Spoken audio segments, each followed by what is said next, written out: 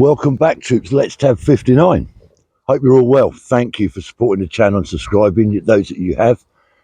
As always, if you haven't subscribed, please consider it. I'm not saying do it, I'm saying consider it. It'll be helpful. So anyway, active edge. Exercise, active edge.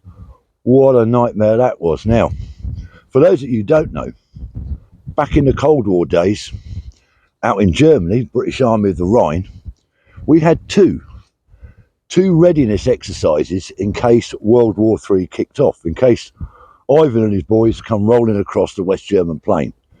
So first of all, talk about active edge in a moment. If you were stationed in Berlin, you were already surrounded. As most of you know, West Berlin was inside East Germany and walled off. So the guys in there were already surrounded. If you remember the badge that the Berlin lads used to wear on their arm, the black patch, I believe, with red writing that said Berlin at the top, and there was a red circle around you, around the badge, a circle, red circle. That was signifying you're in Berlin, you're surrounded with red. The communist Warsaw Pact, Soviet Union. So your exercise, your readiness exercise, if the balloon went up, was called rocking horse. And you all had to scurry down, get in your vehicles or whatever, and try and do whatever you could to defend West Berlin. The rest of the British Army of the Rhine in West Germany, they had their readiness exercise, which was called active edge. That's the main one I want to talk about. So like I say, those of you who don't know then, active edge was an exercise to test the readiness of the British forces out there to go into action, if you like, if the balloon went up. Now, you used to get a bit of a warning. The unit you was in, your regiment, your battalion, whatever, you get told that you're on active edge. You might be on it for a week or 2 weeks on sort of a standby, so you knew something was going to happen. It gave you a bit of a chance. You packed your kit. If you was single bloke living in the block, or a single girl living in the block, you'd have your Bergen all packed, all your webbing sorted out, everything ready to go, all packed as per your equipment loading list that your unit, your SOPs for your unit had. And the kit was packed at the bottom of your bed or in your locker, ready to go. So what would happen is somebody in headquarters or the duty officer or whatever would get a phone call from brigade probably saying active edge, calling out active edge. That officer then would have to start making a series of phone calls, ringing round everybody.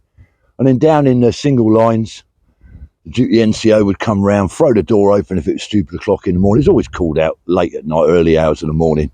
That's when it was nearly always called. And of course, you then grabbed all your kit, got yourself dressed, down to the armoury, grab your rifle, your weapon, and then go down to the garages and get your vehicles. And normally what happened is all the vehicles were ready to go most of the time in Germany. You had your cam nets and your cam poles strapped on your Hessian, all rolled up around your vehicles. And all the vehicles would go out on the parade square and line up in packets.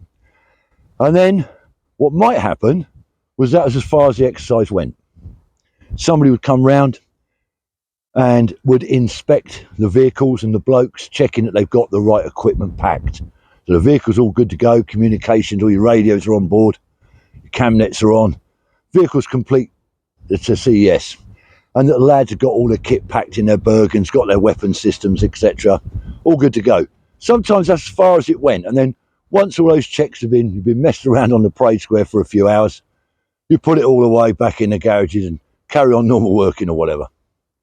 Other times, you get in your packets on the parade square and you'd roll out of camp.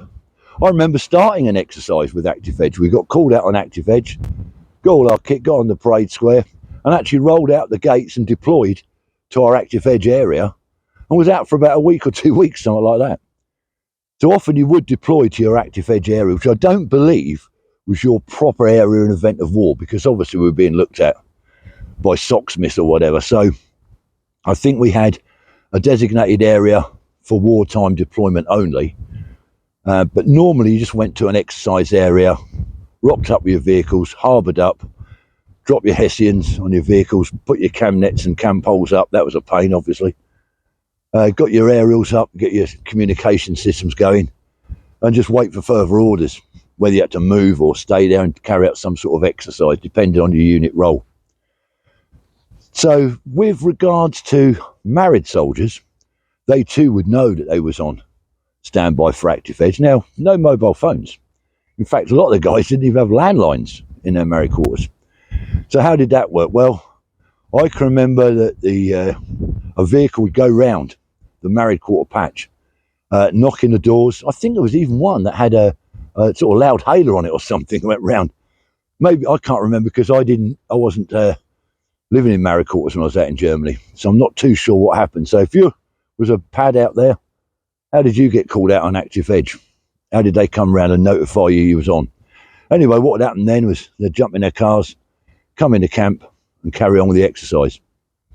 I do believe also that if the balloon had gone up proper, that all the cars would have been brought in, all the private cars, and the wives and families of those soldiers, if it went to war, would use those vehicles to get down, get them fueled up and get them away to towards Calais and get them back to UK, I think. But again, if any of you remember any of that, give us a shout in the comments. It'll be interesting to know. So active edge then, like I say, real pain. I think most of you that were out in Germany in the Cold War days certainly will remember active edge. Back in UK, I don't know what they had. I don't think they had a sort of World War III scenario call-out system back in the UK. Maybe they did. But certainly for us guys out in the British Army of the Rhine, out in West Germany, and of course, like I said, the poor guys that were stuck in Berlin, we certainly had those rocking horse in Berlin and active edge for the rest of West Germany. What a time that was. So, anyway, it's enough waffle. Lovely day. I'm going to crack on, do a little bit further now, and then that'll be the end of the tab for today. And until the next time, troops, remember, stay safe, get out there when you can, keep tabbing, let's tab.